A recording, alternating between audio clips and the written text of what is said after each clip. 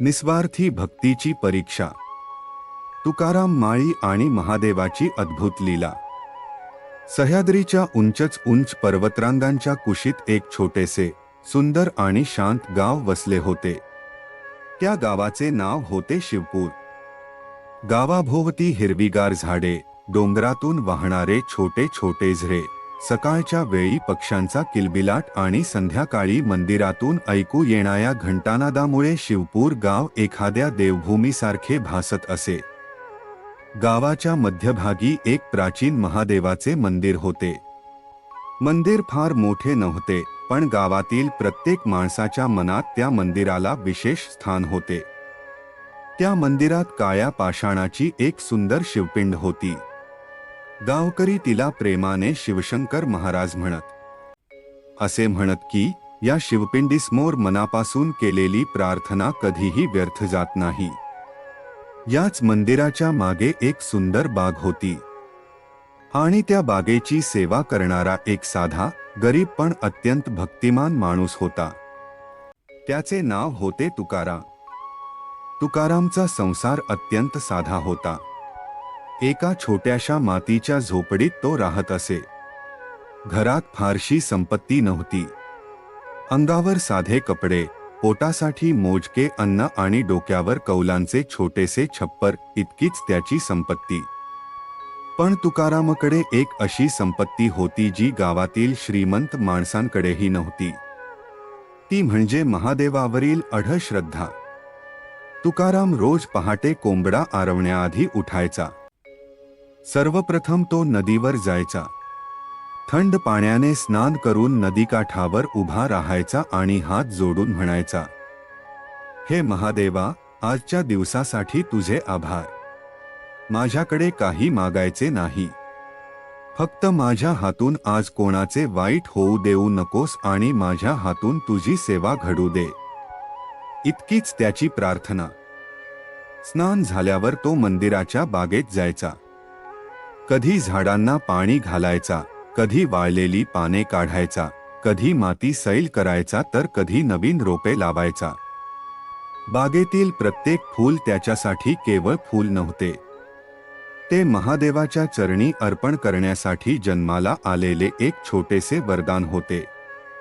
तुकाराम फुले तोडतानाही अत्यंत काळजी घ्यायचा. तो मनात म्हणायचा, देवा, तुझ्या पूजेसाठी हे फूल घेतोय. झाडाला काही त्रास होऊ देऊ नकोस.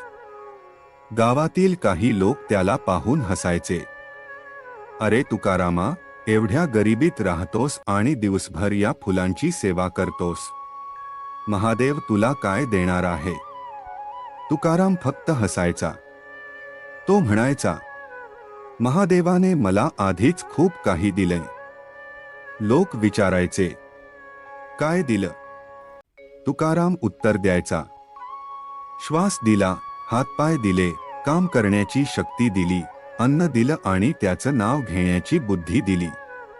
यापेक्षा जास्त मला काय हवं? त्याचे उत्तर ऐकून काही जण शांत व्हायचे. श्रावण महिन्याची चाहूल. काही दिवसांनी श्रावण महिना जवळ आला. गावात सर्वत्र भक्तीचे वातावरण निर्माण झाले. मंदिरात दररोज अभिषेक, बेलपत्र, फुले आणि मंत्रोच्चार होऊ लागले. तुकारामसाठी श्रावण म्हणजे वर्षातील सर्वात पवित्र काळ. त्याने काही महिन्यांपूर्वीच एका दुर्मिळ फुलाचे छोटेसे रोप आणले होते. त्या रोपाची जात गावात कुणालाही माहीत नव्हती. रोप अत्यंत नाजूक होते. तुकारामने ते मंदिराच्या बागेतील एका सुरक्षित जागी लावले. दररोज तो त्या रोपाशी प्रेमाने बोलायचा, तू मोठं हो, तुझं पहिलं फूल मी माझ्या महादेवाला अर्पण करणार आहे. तो त्याची विशेष काळजी घेत होता. उन्हाळा आला तरी पाणी कमी पडू दिले नाही. पाऊस आला तर रोपावर जास्त पाणी साचू नये म्हणून मातीची बांधणी केली. थंडी आली तर वाऱ्यापासून त्याचे संरक्षण केले. महिने गेले. एक दिवस सकाळी तुकाराम बागेत आला आणि त्याच्या नजरेसमोर एक अद्भुत दृश्य होते. त्या रोपावर एक सुंदर कळी उमली होती. तुकारामच्या डोळ्यात आनंदाश्रू आले. त्याने दोन्ही हात जोडले. देवा, माझा संकल्प पूर्ण होणार आहे. काही दिवसांनी त्या कळीचे एक सुंदर फूल झाले. फुलाचा रंग विलक्षण होता आणि त्याचा सुगंध इतका मधुर होता की बागेच्या आसपासचा परिसर सुगंधाने भरून गेला. गावातील लोक ते फूल पाहण्यासाठी येऊ लागले. सगळ्यांच्या मनात एकच प्रश्न होता, हे फूल कोणाला मिळणार? तुकाराम मात्र शांत होता. त्याच्या मनात निर्णय आधीच झाला होता. हे फूल केवळ महादेवाचे. जमीनदार सरजावांची नजर. शिवपूर गावात सरजाव नावाचा एक मोठा जमीनदार राहत होता. त्याच्याकडे भरपूर जमीन, मोठे घर, नोकरचाकर आणि धनदौलत होती. पण त्याला स्वतःच्या श्रीमंतीचा फार गर्व होता. एके दिवशी सरजाव मंदिराच्या बागेत आला. त्याची नजर त्या दुर्मिळ फुलावर पडली. तो काही क्षण त्या फुलाकडे पाहतच राहिला. तुकाराम. तुकारामने हात जोडले. बोला सरजाव, हे फूल मला हवंय. तुकाराम शांतपणे म्हणाला. सरजाव, हे फूल मी महादेवासाठी वाढवलं आहे. सरजाव हसला. महादेवासाठी? अरे, महादेवाला एक फूल कमी जास्त झालं तर काय फरक पडणार आहे? तुकाराम म्हणाला. फरक फुलाचा नाही, भावनेचा आहे. सरजावला हे उत्तर आवडले नाही. त्याने खिशातून सोन्याची नाणी काढली. हे घे, जितकी किंमत हवी तितकी सांग, पण फूल मला दे. तुकारामने त्या सोन्याकडे पाहिले. त्याच्या डोळ्यांसमोर स्वतःची गरिबी आली. घरातील रिकामे धान्याचे भांडे आठवले. कित्येक दिवसांपासून त्याने स्वतःसाठी नवीन कपडे घेतले नव्हते. सोन्याची नाणी स्वीकारली तर त्याचे आयुष्य बदलू शकले असते.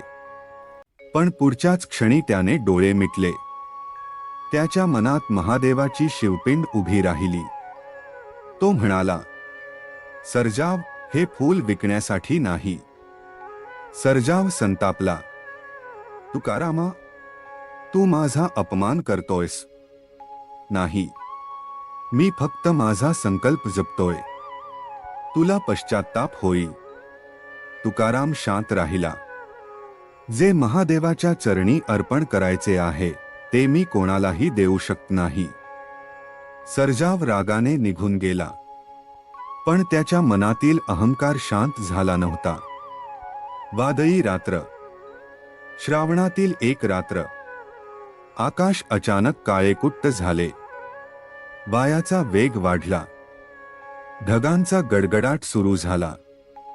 काही वेळातच मुसळधार पाऊस कोसळू लागला. तुकाराम आपल्या छोट्याशा झोपडीत बसला होता. घरात अन्न फारसे नव्हते. दिवसभराच्या कामामुळे तो थकला होता. इतक्यात बाहेरून आवाज आला. कोणी आहे का? तुकारामने दार उघडले. दारात एक वृद्ध यात्रिक उभा होता. त्याचे कपडे पूर्ण भिजलेले होते. हातात काठी होती. आणि सर्वात महत्त्वाचे म्हणजे तो अंध होता. तुकारामने त्याला लगेच आत घेतले. बाबा, एवढ्या पावसात तुम्ही कुठे जाणार? आधी आत या. वृद्धाने हात जोडले. बाळा, मला मंदिराकडे जायचे होते, पण वाट चुकलो. तुकाराम म्हणाला. आजची रात्र इथेच थांबा. वृद्ध म्हणाला. पण तुझ्या घरात तर? तुकाराम हसला. घर लहान आहे, पण देवाने मन मोठं दिलंय. त्याने वृद्धाला कोरडे वस्त्र दिले. स्वतःकडे असलेले थोडेसे अन्न त्याने वृद्धासमोर ठेवले. वृद्धाने विचारले, तू खाणार नाहीस? तुकाराम म्हणाला, मला भूक नाही. प्रत्यक्षात त्याला खूप भूक लागली होती. पण त्याला वाटले, हा वृद्ध माझ्यापेक्षा जास्त गरजू आहे. वृद्धाने अन्न घेतले. रात्र वाढत गेली. तुकाराम त्याच्या जवळ बसून राहिला. वृद्ध अचानक म्हणाला, तुकाराम. तुकाराम दचकला. तुम्हाला माझं नाव कसं माहीत? वृद्ध शांतपणे हसला. ज्याच्या हृदयात सेवा असते त्याचे नाव देवाच्या दारी आधीच पोहोचलेले असते. तुकारामला त्या वाक्याचा अर्थ समजला नाही. वृद्ध पुढे म्हणाला, बाळा, लक्षात ठेव, खरी भक्ती सोन्यात नसते, मोठ्या मंदिरात नसते, मोठ्या पूजेतही नसते. खरी भक्ती असते ती दुसऱ्याच्या दुःखात त्याच्या सोबत उभे राहण्यात. तुकाराम शांतपणे ऐकत होता. वृद्ध म्हणाला, देवाला 1000 फुले अर्पण करणारा भक्त मोठा नाही, पण एखाद्या दुःखी माणसाच्या डोळ्यातील अश्रू पुसणारा भक्त देवाच्या अधिक जवळ असतो. तुकारामच्या डोळ्यात पाणी आले. त्याने वृद्धाच्या चरणांना स्पर्श केला. बाबा, मला आशीर्वाद द्या. वृद्ध म्हणाला, तुझी परीक्षा अजून संपलेली नाही. दुसऱ्या दिवसाची परीक्षा. पहाट झाली. पाऊस थांबला होता. तुकाराम मंदिराच्या बागेत गेला. पण ते दुर्मिळ फूल पाहून त्याच्या चेहऱ्यावर चिंता उमटली. वादळामुळे बागेचे काही नुकसान झाले होते, पण फूल सुरक्षित होते. तुकारामने हात जोडले. देवा, तुझी कृपा. तेवढ्यात सर्जाव काही माणसांसह बागेत आला. तो म्हणाला, तुकाराम, काल सांगितलं होतं ना, आज शेवटची वेळ आहे. ते फूल मला दे. तुकाराम म्हणाला, मी ते महादेवाला अर्पण करणार आहे. सर्जावने रागाने सांगितले, जर फूल दिले नाहीस तर ही बाग तुला सांभाळता येणार नाही. तुकाराम शांत राहिला. बाग तुमची असो किंवा गावाची, पण माझी सेवा महादेवाची आहे. सर्जाव काही क्षण त्याच्याकडे पाहत राहिला. ठीक आहे, बघूया तुझा महादेव तुला कसा वाचवतो. तो निघून गेला. तुकारामच्या मनात क्षणभर भीती निर्माण झाली, पण त्याने लगेच स्वतःला सावरले. देवा, मी तुझ्यावर सोडलं. अंधयात्रिकाची शेवटची इच्छा. दुपारच्या वेळी तोच वृद्ध यात्रिक पुन्हा तुकारामकडे आला. तुकाराम, हो बाबा, मला त्या महादेवाचे दर्शन घ्यायचे आहे. तुकाराम म्हणाला, चला, मी तुम्हाला मंदिरात घेऊन जातो. वृद्धाने हात पुढे केला. तुकारामने त्याचा हात धरला. दोघे मंदिराच्या दिशेने निघाले. रस्ता चिखलाने भरलेला होता. कधी वृद्धाचा पाय घसरायचा, कधी काटे लागायचे. तुकाराम प्रत्येक वेळी त्याला सावरायचा. वृद्ध म्हणाला, तुला उशीर होई. तुकाराम म्हणाला, महादेव माझी वाट पाहत असतील, पण या वृद्ध भक्ताला सोडून मी मंदिरात जाऊ शकत नाही. शेवटी ते मंदिरापाशी पोहोचले. तुकारामने त्या दुर्मिळ फुलाकडे पाहिले. तो काही क्षण डोळे मिटून उभा राहिला. महादेवा, हे फूल तुझ्यासाठी.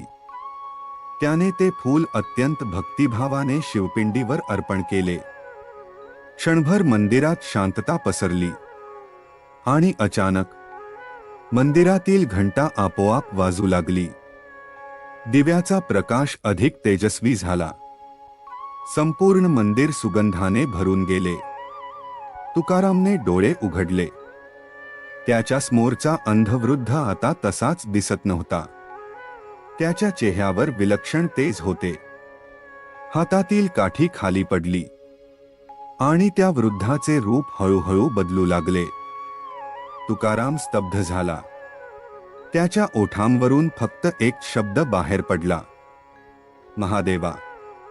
त्याच्या समोर साक्षात भगवान शंकराचे दिव्य स्वरूप प्रकट झाले. तुकाराम जमिनीवर नतमस्तक झाला. त्याच्या डोळ्यातून अश्रू वाहू लागले. महादेव म्हणाले, तुकाराम, मी तुझी परीक्षा घेण्यासाठी यात्रिकाच्या रूपात आलो होतो. तुकाराम थरथरत्या आवाजात म्हणाला, देवा, माझी परीक्षा. महादेव म्हणाले, हो, तुझी भक्ती फूल अर्पण करण्यात आहे की सेवेत, हे मला पाहायचे होते. तुकारामने हात जोडले. देवा, मला काही नको. महादेव मंद स्मित करत म्हणाले, म्हणूनच तुला सर्व काही मिळण्यास तू पात्र आहेस. तुकाराम म्हणाला, मला धन नको, सोनं नको, मोठं घर नको.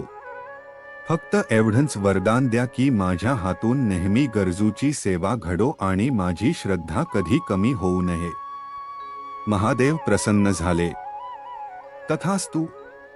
क्षणात ते दिव्य स्वरूप अदृश्य झाले. तुकाराम बराच वेळ त्याच ठिकाणी नतमस्तक राहिला. सर्जावांचा बदल. या सर्व घटनेची बातमी गावभर पसरली. सर्जावांनाही जे घडले ते समजले. त्यांच्या मनाला मोठा धक्का बसला.